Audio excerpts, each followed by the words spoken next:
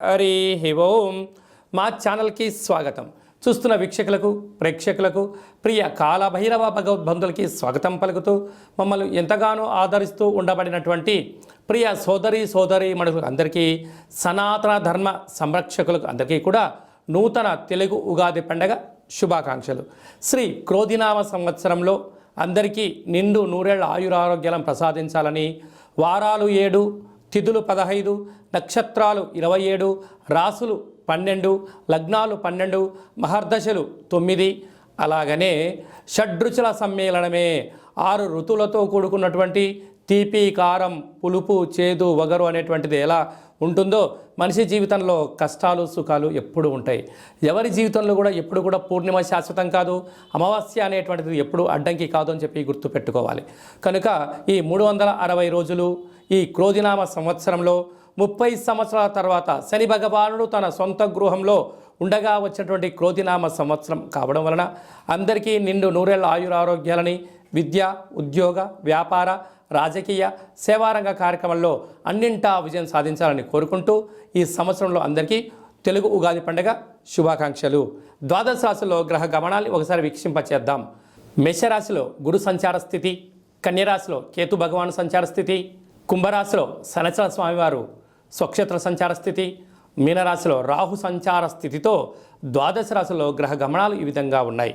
అలాగనే మనకు 26/4/2024 సంవత్సరంలో అనగా ఈ తెలుగు ఉగాది పండగ తదనంతరమే గురువు మేషరాశిలో నుంచి వృషభ రాశిలోకి నర్మదా నది పుష్కర సందర్భంగా గృహ మార్పు ఉందని చెప్పి గమనించాలి.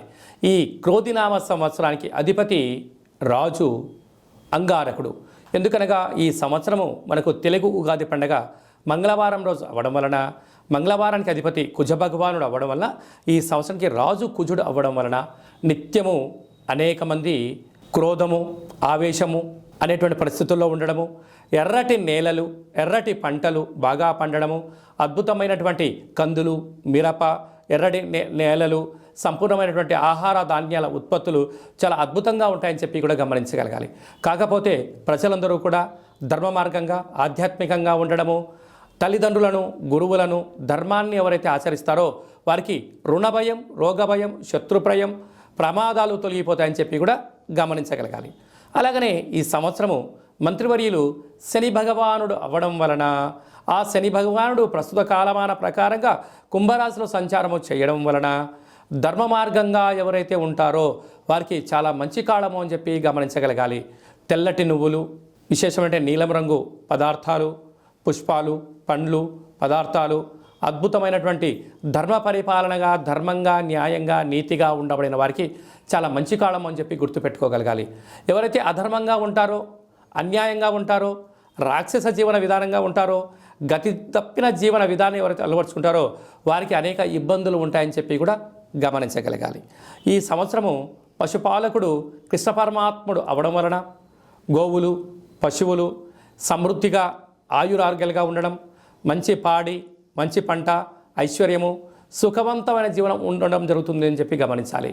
కాకపోతే ఈ సంవత్సరము శుక్రుడు అనేక రకాలమైనటువంటి ప్రభావం అధికంగా ఉండడం వలన అనేక మంది నిత్యము రోజు నూతన వస్త్రాలకు, బంగారు ఆభరణాలకు, వజ్ర వైడూర్యాలకు, విలాసవంతమైన జీవితాలకు, ఆధ్యాత్మిక తీర్థయాత్ర కార్యక్రమాలకి మొగ్గు చూపడం జరుగుతుంటుంది. కాకపోతే విచక్షణారహిత జీవితాన్ని పొందడానికి, మద్యమత్తు మాంసాల జీవితాన్ని పొందడానికి ఎక్కువ మంది మక్కువ చూపించే పరిస్థితి ఉంటుంది. కనుక దయచేసి అలా వెళ్లకుండా ఆధ్యాత్మికమైన చింతనతో మీరు ఉండగలిగితే ఈ సంవత్సరము అందరికీ పట్టిందల్లా బంగారం అయ్యేటువంటి యోగ్యత కనపడుతుందని చెప్పి గమనించాలి.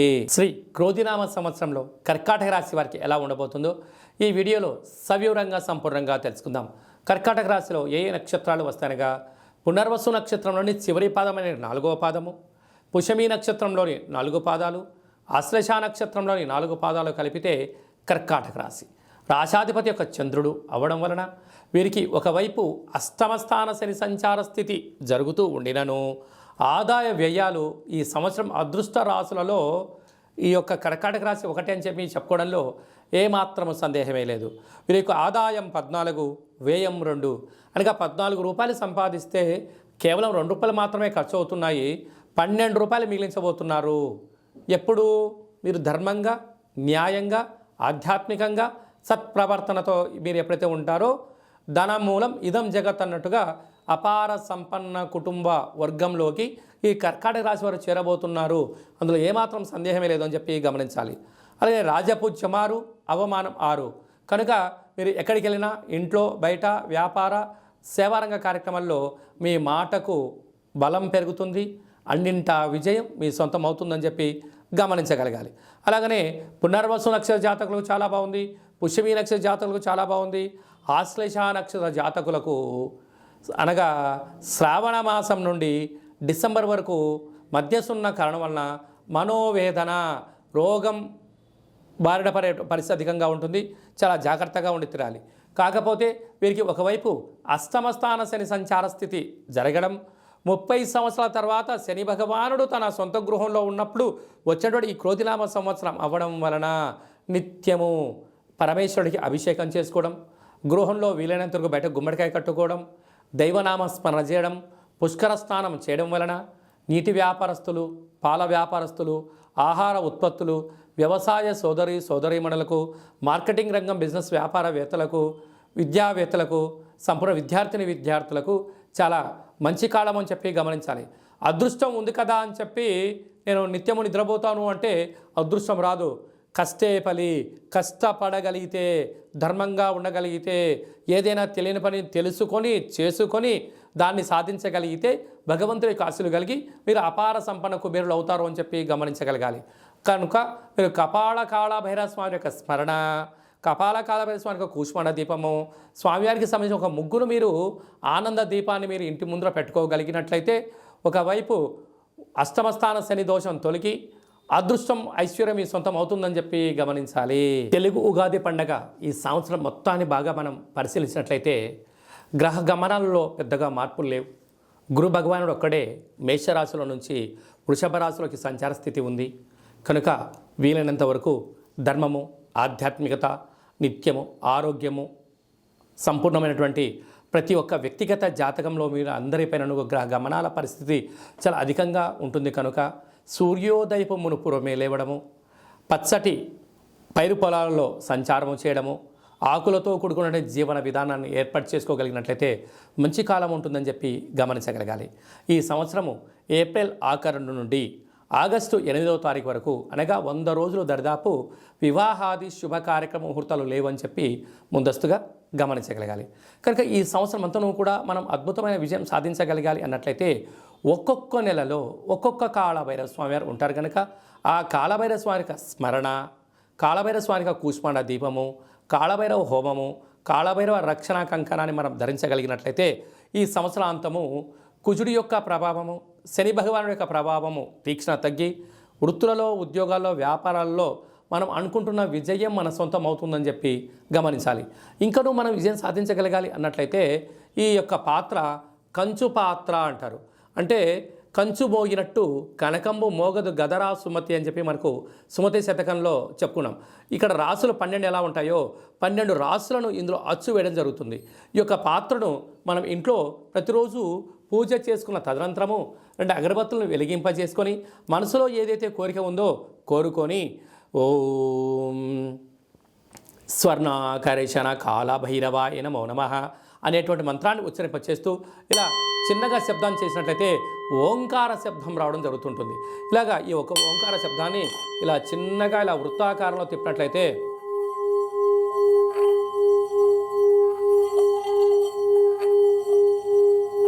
ఈ యొక్క శబ్ద తరంగాల ద్వారా గృహంలో ఉండబడినటువంటి దరిద్ర దేవత బయటికి వెళ్ళి బయట వీధిలో సంచారం చేసేటువంటి మహాలక్ష్మీదేవి అమ్మవారు మన గృహంలోకి స్వాగతం పలుకుతుందని చెప్పి గమనించగలగాలి.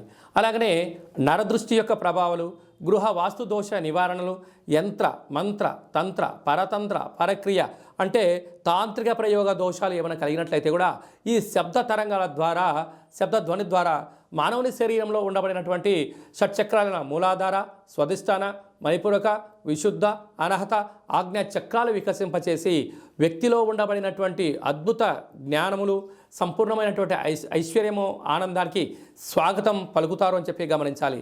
ఈ యొక్క అక్షయ పాత్రతో పాటు కాళభైరవ స్వామి యొక్క ఒక పిరమిడు, కాలభైరవ స్వామి యొక్క కంకణము, కాలభైరవ స్వామి యొక్క విగ్రహము, కాలభైరవ స్వామి యొక్క డాలరు మెడలో వేసుకోవడం కోసము, కాలికి చేకి కట్టుకోవడానికి నరదృష్టి నివారణ రక్షణ కవచాలు, ఇంటి బయట మనము ఉట్టిలో గుమ్మడికాయ ఎలా కట్టుకుంటామో ఆ ఉట్టిని కాలభైరవ స్వామికి సౌభాగ్య ఉట్టిని కూడా మీకు అందజేయడం జరుగుతుంది. ఈ కావలసిన వారికి మన యొక్క దేవాలయంలో ప్రతి నెలలో 4 మంగళవారాలు, 4 శనివారాలు, శుద్ధాష్టమి, పూర్ణిమ, బహుళాష్టమి, అమావాస్య సందర్భంగా ఒక్కొక్క నెలలో ఒక్కొక్క కాళభైరవ స్వామి ఉంటారు కనుక ఆ కాళభైరవ స్వామి యొక్క పూజా కార్యక్రమాన్ని మీకు వాట్సాప్ ద్వారా లైవ్ కూడా చూపించి స్వామివారికి ఆశీస్సులు మీరు పొందగలరు. కనుక అక్షయ పాత్రను మన గృహంలో పెట్టుకుందాం, అష్ట కష్టాలకు స్వస్తి పలుకుదాం, ఐశ్వర్యానికి ఆనందానికి స్వాగతం పలుకుతాం అని చెప్పి గమనించాలి.